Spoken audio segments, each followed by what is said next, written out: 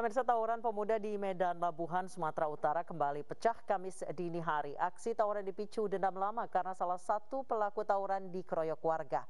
Tidak hanya di Medan, di Manggarai, Jakarta Selatan, tawuran antar warga juga pecah.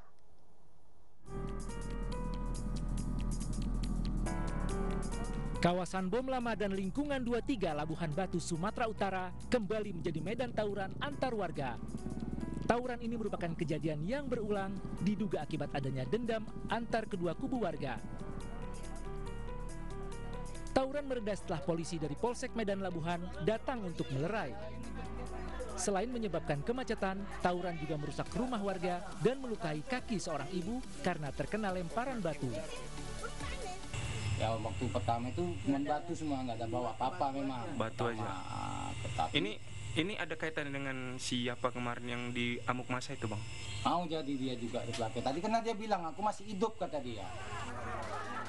Salah satu pemicu tawuran antar warga kawasan Bom Lama dan lingkungan 23 Labuhan Batu adalah aksi balas dendam setelah pengeroyokan terhadap satu pelaku tawuran oleh warga. Warga berharap petugas kepolisian membangun posko keamanan di lokasi tawuran agar hal buruk dapat terhindar. Dari Medan, Sumatera Utara, Yuda Bahar, iNews melaporkan.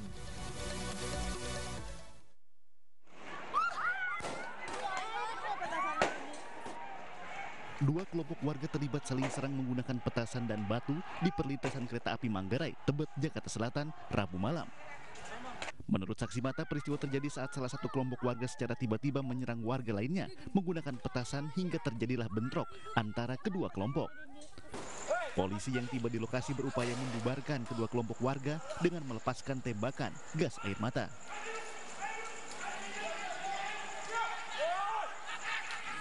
Tiba-tiba petasan di samping sini nih, deket sini. Nah, terus anak-anak sini emang sepi. Pas gitu, ini denger anak ya pada keluar lah. Takutnya kalau ke sini kan pasti kena korban orang sini lah. Gitu. Udah setahu saya gitu aja. Tapi emang sering ya Bu berarti di sini ya Bu ya kalau pokoknya ya, selama ini udah 5 hari ini turun-turun terus. Oh, berarti udah 5 hari belakangan ini. Demi mencegah terjadinya bentrokan susulan, Polsek Tebet masih bersiaga di lokasi kejadian. Petugas pun mengimbau warga segera melaporkan jika ada tawuran atau serangan balasan. Dari Jakarta, Rio Manik, iNews melaporkan. Pengadilan Tata Usaha Negara Jakarta hari ini kembali menggelar sidang gugatan Partai Demokrat Kubu Muldoko atas ditolaknya kepengurusan KLB Deli Serdang oleh Kemenkumham. Sidang kali ini memasuki tahap pembuktian.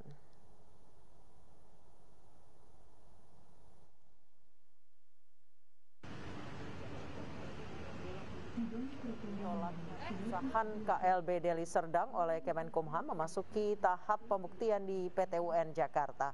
Sidang dihadiri oleh pihak tergugat yakni pengurus Partai Demokrat versi Agus Harimurti Yudhoyono, sementara Demokrat Kubu Muldoko sebagai pihak penggugat tidak menghadiri sidang.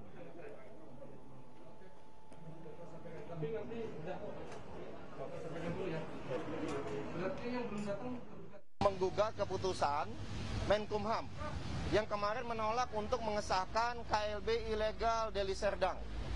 Nah, mereka dan gugatannya itu meminta agar PT UN membatalkan putusan itu dan kemudian meminta agar KLB ilegal mereka yang jelas-jelas ya tidak sah itu dan tidak memenuhi persyaratan yang diatur di Undang-Undang Partai Politik itu untuk disahkan.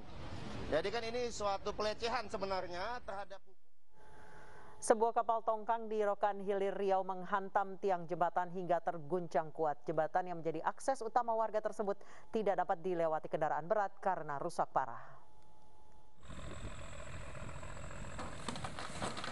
Inilah detik-detik saat sebuah kapal tongkang yang mengangkut material milik perusahaan konstruksi jalan menabrak jembatan Pademaran di Desa Perkaitan, Kabupaten Rokan Hilir, Riau. Hantaman yang kuat mengakibatkan goncangan di atas jembatan. Dua tiang jembatan pun rusak parah. Agar jembatan tidak roboh, Pemda setempat dan kepolisian menutup akses jalan menuju jembatan. Peristiwa ini terjadi ketika kapal sedang ditambatkan. Hantaman gelombang membuat tali pengikat putus dan kapal menabrak jembatan.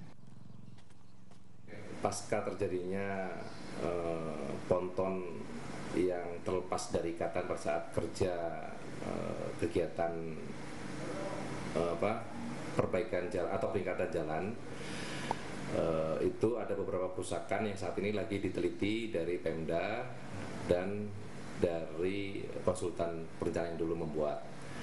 Dari arahan dari Pak Bupati bahwa dari perusahaan bertanggung jawab untuk melakukan perbaikan sampai dengan selesai. Pasca insiden ini, pihak perusahaan dan Pemda setempat sepakat akan bekerja sama memperbaiki jembatan yang menelan biaya sekitar 5 miliar rupiah. Dari Rokan Hilir Riau, Dedi Iswandi, iNews melaporkan. Bareskrim Polri dan PPATK mengungkap kasus peredaran obat ilegal. Dari kasus ini juga terungkap tindak pidana pencucian uang dengan barang bukti mencapai ratusan miliar rupiah. Dari kasus ini telah ditangkap satu tersangka. Ia mendapatkan obat-obatan dari luar negeri dan mengedarkannya di Indonesia tanpa izin edar. Salah satunya adalah obat aborsi. Kasus ini pun berkembang menjadi tindak pidana pencucian uang. Keuntungan yang didapat tersangka mencapai 531 miliar rupiah tersebar di 9 bank. Menko Polhukam mengapresiasi kolaborasi yang dilakukan Bareskrim dan PPATK karena menjadi bentuk upaya penegakan hukum dan memulihkan ekonomi nasional.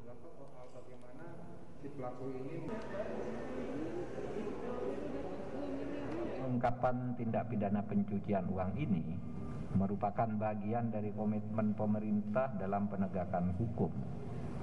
Dalam upaya pemulihan ekonomi nasional, khususnya di masa pandemi saat ini, pemerintah bekerja dengan serius melakukan pemantauan dan pengawasan terhadap kegiatan bisnis ilegal yang dapat merugikan masyarakat dan negara. Dalam hal ini terkait dengan yang untuk kasus kali ini terkait dengan peredaran. Pemirsa, berbagai cara dilakukan petugas demi meningkatkan minat vaksinasi pada warga. Di Purbalingga, Jawa Tengah, petugas vaksin memberikan door prize berupa 1 ekor kambing. Kambing apa? Kambing? Ratusan warga di Desa Serayu Larangan, Purbalingga, Jawa Tengah berkumpul sejak pagi hari di Balai Desa untuk mengikuti vaksinasi massal. Menariknya, seorang warga menang kambing sebagai hadiah door prize. Tadi itu apa kambingnya nanti itu? Apa? Kambingnya untuk apa nanti? Dipelihara. Senang ya? Baik remaja, dewasa hingga lansia antusias mengikuti vaksinasi massal yang digelar demi mendapatkan sejumlah hadiah. Selain kambing, ada juga barang-barang elektronik dan beras 10 kg. Kepala Desa Serayu Larangan menyediakan hadiah untuk menarik minat warga ikut vaksinasi karena banyak warga yang menolak divaksin. Dari Purbalingga, Jawa Tengah, Catur Edi Purwanto, iNews melaporkan.